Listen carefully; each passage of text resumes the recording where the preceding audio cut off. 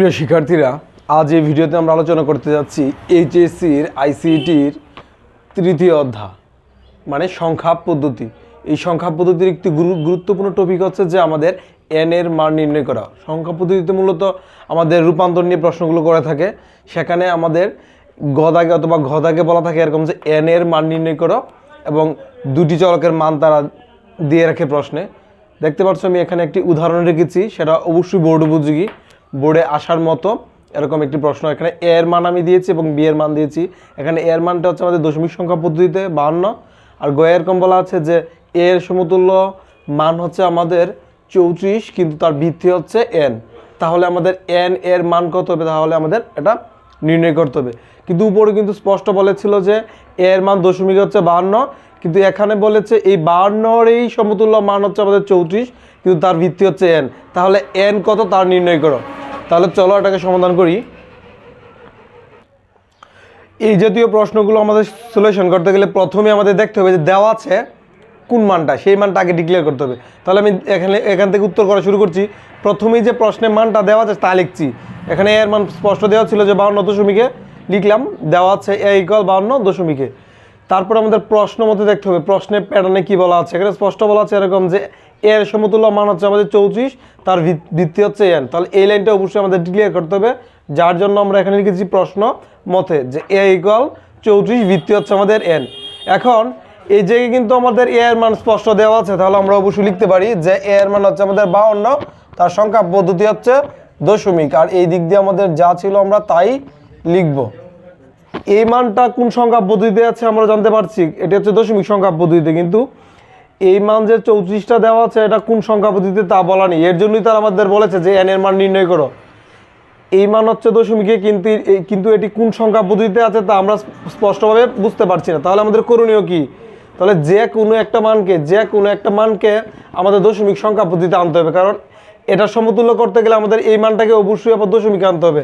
তাহলে এইখানে আমার যেহেতু এই মানটা নির্ণয় করতে হবে, তাহলে এটা আমরা প্রথম দিক দিয়ে এবং ওই দিক দিয়ে আমরা নিয়ে যাবো এই বাকি মানটাকে। কোনো একটা সংখ্যা পদ্ধতি যদি দশমিকে থাকে তাহলে তার ভিত্তিটা বারবার বলতে হয় না, শুধু এইভাবে যদি আমরা লিখে দিই তাহলে আমরা বুঝবো এটাকে যে দশমিক সংখ্যা পদ্ধতিতে রয়েছে। তাহলে এই মানটাকে আমরা আবার দশমিকে নেওয়ার চেষ্টা করব।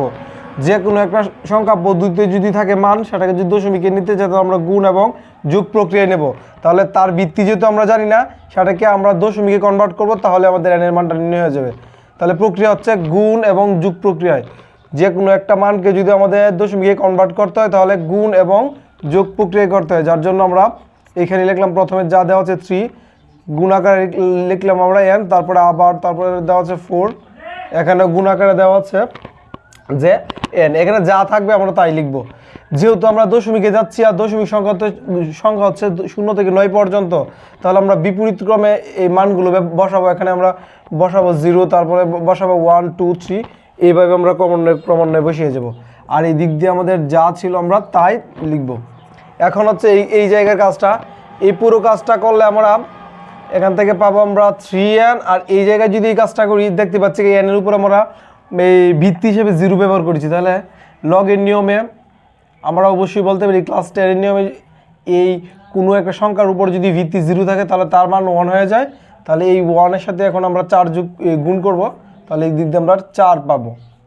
এখন করণীয় হচ্ছে আমাদের যে এই সংখ্যাটাকে ওই দিক দিয়ে নিয়ে যেতে হবে। তাহলে 3n থাকবে আমাদের প্রথম দিকেই, 3nটা প্রথম দিক দিয়ে রাখবো, আর এই 4কে আমরা ওই দিক দিয়ে নিয়ে যাব।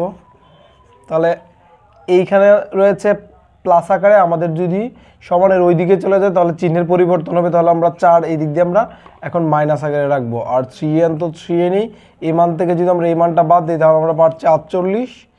এখন আমাদের কথা হচ্ছে আমাদের n এর মান বের করতে হবে। তাহলে n এর সাথে 3 এর সম্পর্ক কিন্তু গুণের, তাহলে 48 থাকবে এই দিকে, কিন্তু এই 3 এই দিক দিয়ে ভাগ আকারে চলে যাবে। এই দিক দিয়ে যদি গুণ আকারে দেয় তাহলে বিপরীত পাশে গেলে অবশ্যই তাদের সম্পর্ক ভাগ হয়ে যায়। এখন যদি আমরা এই ভাগটা করি তাহলে আমাদের কাঙ্ক্ষিত মানটা আমরা পেয়ে যাব। এই হচ্ছে মূলত আমাদের n এর মান। তাহলে তারা যে বলেছিল যে এটা কোন সংখ্যা পদ্ধতিতে বলে আছে, তাহলে আমরা স্পষ্ট বলতে পারি যে এটি হেক্সাডেসিমালে রয়েছে। এখন আমি আরও একটি নতুন উদ্দীপক লিখেছি, দেখতে পাচ্ছ এখানে x লিখেছি, এখানে y লিখেছি। x এর মান এখানে হচ্ছে 256, সেটা হচ্ছে দশমিক সংখ্যা পদ্ধতিতে। আবার প্রশ্নে বলা আছে এরকম যে এক্স এর মান যদি আমাদের 10,000 হয় এবং তার ভিত্তি যদি n হয় তাহলে n এর মান কত, তাহলে নির্ণয় করো। তো এইটার সমতুল্য মান কত হবে, মানে কোন সংখ্যা পদ্ধতিতে, এটা সমতুল্য মান যে 10,000 এটা কোন সংখ্যা পদ্ধতিতে সেটা আমাদের নির্ণয় করতে বলা হয়েছে, মানে n এর মান নির্ণয় করতে বলা হয়েছে। তাহলে আমরা সেম আগের ধাঁচে যাব। প্রথমে আমরা লিখব যে দেওয়া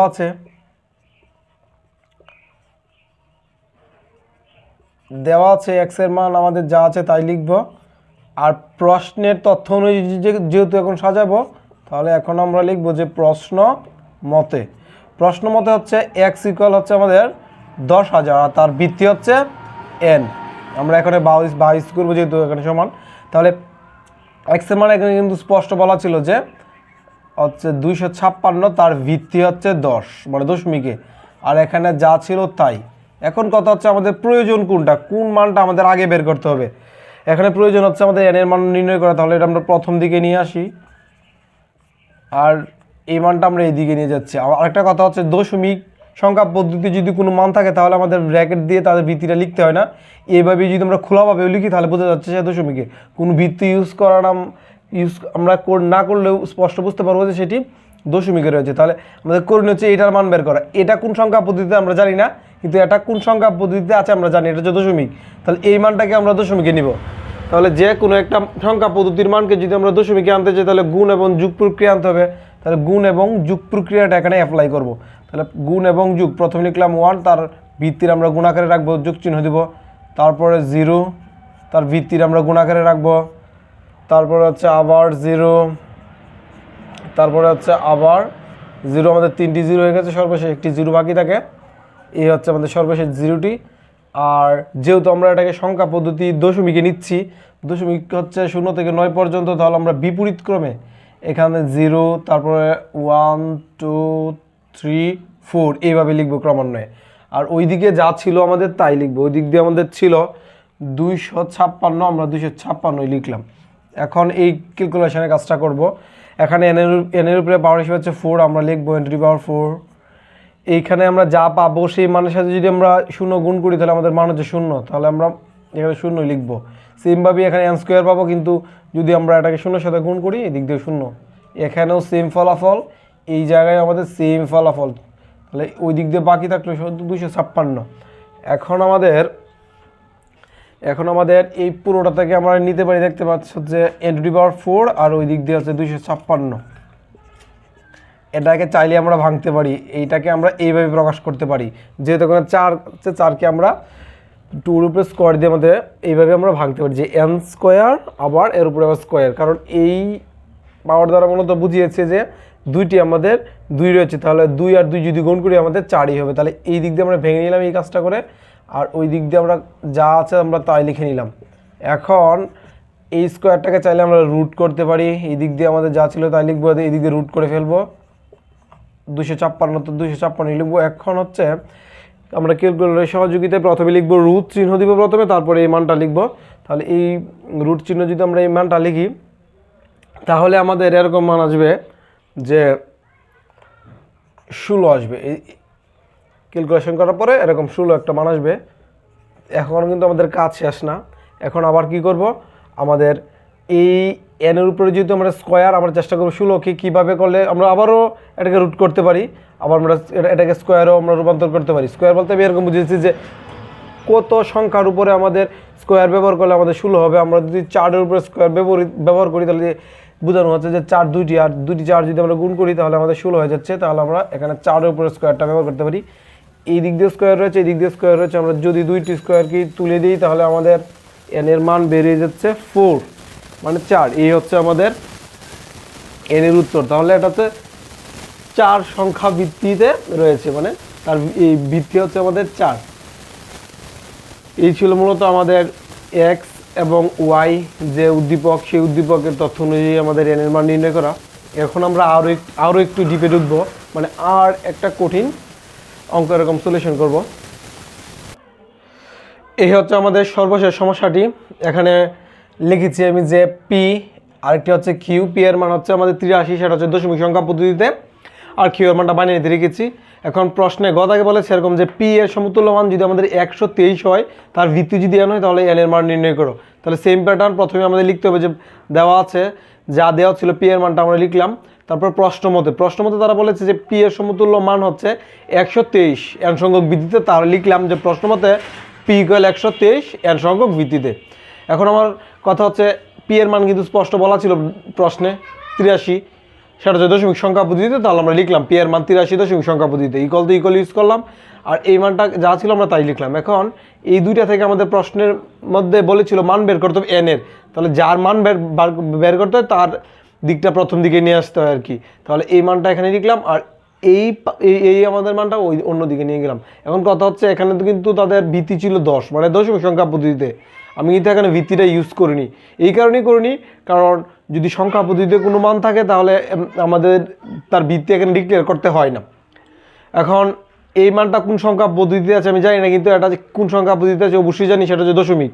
তাহলে অন্য যে কোনো একটা মানকে যদি দশমিকে আনতে হয়, গুণ এবং যোগ প্রক্রিয়ায় আনতে হবে, যার জন্য আমি এইখানে গুণ এবং যোগ প্রক্রিয়ার কাজটা করছি। প্রথমে লিখেছি আমি 1, তার সাথে গুণাকারে লিখেছি তার ভিত্তির আগে, তারপরে আবার যোগ চিহ্ন দিয়েছি, তারপরে লিখেছি 2, তারপরে গুণাকারে আবার ভিত্তি এনেছি, তারপরে 3 গুণাকারে ভিত্তি এনেছি। আমার যেহেতু দশমিকে রূপান্তর করার এখানে কার্যক্রম, যার জন্য আমরা জানি যে দশমিক সংখ্যা পদ্ধতিতে 0 থেকে 9 পর্যন্ত বিপরীত ক্রম থেকে লেখে আসতে হবে আমাদের। প্রথমে লিখবো এখানে 0, তারপরে লিখবো 1, তারপরে লিখবো 2, তারপরে 3, শুধু এই ভিত্তির উপরগুলো মানে n এর উপরে এইগুলো লিখবো। এভাবে ক্রমান্বয়ে লিখার পরে ওই দিক দিয়ে যা ছিল আমরা তাই লিখে নিলাম না। এখন এই ক্যালকুলেশনটা করার পরে শুধু এই দিক থেকে পাচ্ছি আমি n স্কোয়ার, আর এই কাজটা করার পরে পাচ্ছি 2n, আর এখানে n এর উপরে যদি 0 ব্যবহার করছি পাওয়ার হিসেবে, তাহলে এটার মান হচ্ছে 1, এতটুকু জায়গার মান হচ্ছে 1, আর 1 যদি আমরা 3 এর সাথে গুণ করি 3 পাবো, আর এই দিক দিয়ে যা ছিল তাই লিখলাম। এখন এখানে একটু কাজ করেছি, এই দুইটা মান আমি আমার মতো করে লিখেছি এই পাশেই, কিন্তু এই 3 এই দিক দিয়ে যোগ আকারে রয়েছে, তাহলে আমরা এটা সমানের ওই পাশে নিলে চিহ্নের পরিবর্তন হবে, তাহলে এই দিক দিয়ে বিগ হয়ে যাবে 3। তাহলে 3 যদি বিগ হয় 80 থাকবে, তাহলে এই জায়গায় আমাদের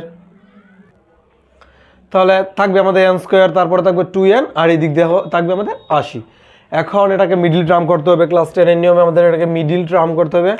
মিডিল টার্ম করতে গেলে আমাদের টেকনিকটা হচ্ছে এরকম যে এই দিকে সমান এই দিকে কোনো সংখ্যা থাকতে পারবে না, এই দিক দিয়ে নিয়ে আসতে হবে। তাহলে এখানে যা ছিল তাই লিখলাম, এখানে যা ছিল তাই লিখলাম, আর সেই দিক দিয়ে প্লাস ফিগার রয়েছে, তাহলে আমরা এই দিক দিয়ে মাইনাস ফিগার নিয়ে আসলাম, আর এই দিক দিয়ে কিছুই রইল না, শুধু আমরা এখানে 0 ব্যবহার করলাম। এখন এই জায়গাটাকে আমরা মিডল টার্ম করবো, এখানে 80কে আমাদের ভাঙতে হবে, এমনভাবে ভাঙতে হবে যেন আমাদের গুণ করে এই মানটা মিলে, আর যোগ বিগ করে যেন এই মানটা মিলে। আমাদের গুণ করে মিলাতে হবে এটাকে, আর যোগ বিগ করে যেন আমাদের এটাকে মিলাতে পারি। তাহলে আমাদের এই কনসেপ্টটা কাজে লাগাতে পারি, যে ভাঙতে পারি 80কে যদি আমরা 2 দ্বারা ভাঙি পাবো 40, তাহলে 40কে যদি আবার 2 দ্বারা ভাঙি তাহলে আমরা পাবো 20, 20কে 2 দ্বারা ভাঙলে পাবো 10, এবং 10কে যদি 2 দ্বারা ভাঙি পাবো 5, আর যাবে না কারণ এটা হচ্ছে একটা মৌলিক সংখ্যা। এখন এটা কীভাবে মেলাবো, আমরা যদি এই দুইটাকে গুণ করি তাহলে পাচ্ছি আমরা এই দিক দিয়ে 10, আর এখানে বাকি থাকে এই 3টি, এই 3টিকে যদি একসাথে গুণ করি তাহলে পাবো আমরা 8। তাহলে স্পষ্ট বুঝতে পারছি যে আমরা 10 থেকে যদি আমরা 8 বিগ করি তাহলে আমরা 2 পেয়ে যাচ্ছি, এই জায়গা মিলে যাচ্ছে। মানে আমি বোঝাতে চাচ্ছি যে আমরা 10n থেকে যদি 8n বিগ করি তাহলে আমাদের 2n পেয়ে যাব। তাহলে লিখলাম এখানে n স্কোয়ার যা ছিল n স্কোয়ার লিখলাম, এই 2nকে আমরা ভাঙিয়েছি এইভাবে যে 10n থেকে আমাদের 8n বিগ করতে হবে, লিখলাম প্লাস 10n মাইনাস 8n, আর এই দিক দিয়ে যা ছিল আমাদের তাই লিখলাম, ইকুয়ালের পর যা ছিল তাই লিখলাম।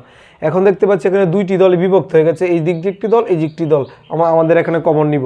এখানে স্পষ্ট চলক দেখতে পাচ্ছি আমাদের n, তাহলে nকে যদি কমন নেই, এখানে রয়েছিল 2টি, এই 2টিকে যদি আমরা এটা দ্বারা ভাগ করি আর একটি থাকবে, প্লাস তো প্লাসই, আবার এটাকে যদি আমরা এটাকে দ্বারা ভাগ করি n ভাগ হয়ে যাবে, কিন্তু 10 থেকেই যাবে। এখানে মাইনাস চিহ্ন ছিল, লিখলাম মাইনাস চিহ্ন, এখানে কিন্তু n আছে কিন্তু এখানে n নেই, তাহলে আমাদের সংখ্যা কমন নিতে হবে, সংখ্যা নিতে হবে আবার ছোটোটা, এখানে হচ্ছে 80, এখানে হচ্ছে 8, তাহলে আমরা 8কে কমন নিলাম। 8কে যদি আমরা 8কে 8 দ্বারা ভাগ করি 1 থাকবে, কিন্তু আমাদের রয়ে যাবে n, তাহলে আমাদের এখানে n লিখবো। আবার এইটাকে যদি মাইনাসে মাইনাসে আমরা কাজ করি তাহলে মাইনাসে মাইনাসে এখানে প্লাস হয়ে যাবে, এই মানটাকে এটা দ্বারা ভাগ করলে হবে 10, ইকুয়াল টু ইকুয়ালি 0 তো 0ই। এই দুইটা মানে আমাদের সেম হয়ে গেছে, তাহলে এই দুইটা থেকে আমরা একটা নিব, আর বাকি থাকে n - 8 লিখলাম, প্লাস তো আমরা ইকুয়াল টু ইকুয়ালি 0 তো 0 ব্যবহার করলাম। এখন কথা হচ্ছে এই মানটা সমান সমান একবার 0 হবে, আবার এই মানটা সমান সমান একবার 0 হবে, যার জন্য হয় এবং আবার ইউজ করলাম। তাহলে এই কাজটা করলে আমাদের এই প্লাস টেনটা এদিক দিয়ে মাইনাস হয়ে যাবে, যেটা হচ্ছে আমাদের ঋণাত্মক মান কোনো সময় আমরা গ্রহণ করতে পারি না এই ক্ষেত্রে, কারণ সংখ্যা পদ্ধতিগুলো ঋণাত্মকভাবে ছিল না। আর এই কাজটা যদি করি তাহলে এই দিক দিয়ে চলে আমাদের 8 মাইনাস আকার এই দিক দিয়ে হয়ে যাবে প্লাস, তাহলে পজিটিভ মান গ্রহণ করতে পারি। তাহলে আমরা বলতে পারি যে এটা অক্টালেরই ছিল। আমাদের প্রশ্নে যে এই দেওয়া ছিল যে 123 এন সংখ্যক ভিত্তিতে এই এনের মান হচ্ছে 8, মানে অক্টাল সংখ্যা পদ্ধতিতে ছিল। এই ছিল মূলত আজকে আমাদের এই একদম কঠিন আকারের তিনটা সৃজনশীলের এই সমাধান, যেখানে এন এর মান বলেছিল।